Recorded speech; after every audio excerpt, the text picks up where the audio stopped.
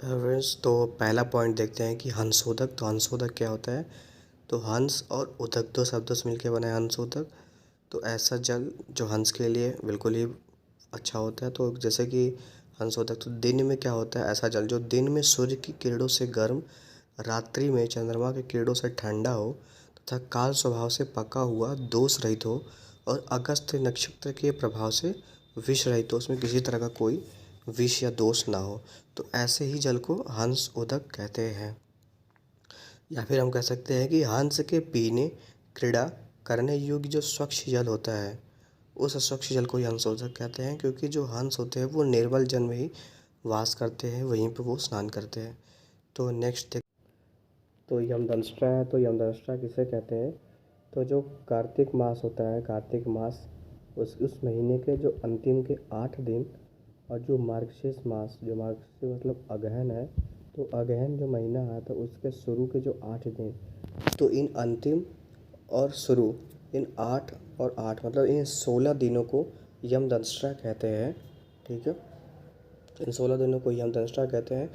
और इन दिनों में क्या होता है? व्यक्ति को अल्प मात्रा में भोजन करना चाहिए, अधिक मात्रा में भोजन नहीं करना चाहिए, पूरी तरह से तृप्त होकर भोजन करना नहीं चाहिए। ऐसा विधान बताया गया है यमदंष्ट्रा में।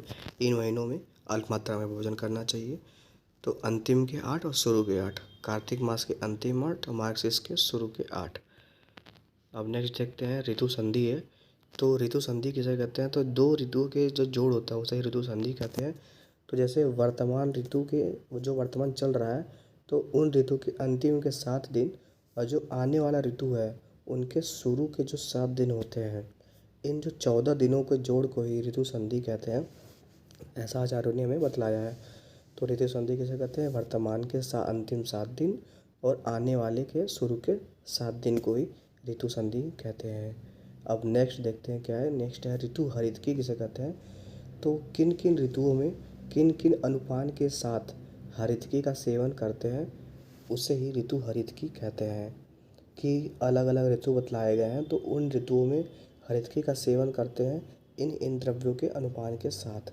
ठीक है, तो उसे ही ऋतु हरितकी कहते हैं। जैसे कि ट्रिक आप नीचे देख रहे हैं कि पिंकी मधु गुड़िया संध्या से ससुराल में है। ठीक है, तो अब यहाँ ऋतु है और ये अनुपान है, और ट्रिक भी दे रखा है कि ऋतु क्या है।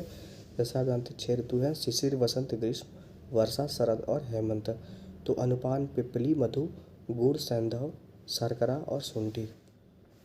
तो ट्रिक कैसे, ये पूरे क्रम से है तो उसको ट्रिक से याद कर सकते हो कि जो पिंकी, पिंकी से याद रखेंगे पिपली, मधु से मधु, गुड़िया से याद रखेंगे गुड़, और संध्या से याद रखेंगे सैंधव, और ससुराल के स से याद रखेंगे शर्करा, और जो सुराल है तो उससे याद रखेंगे सु से शुंठी।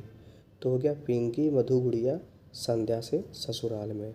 ठीक है, अब नेक्स्ट देखते हैं। नेक्स्ट पॉइंट है ऋतु विपर्य। तो ऋतु विपर्य क्या कहलाता है? जैसे कि नाम से क्लियर हो रहा है, विपर्य मतलब विपरीत कार्य करेंगे ऐसा।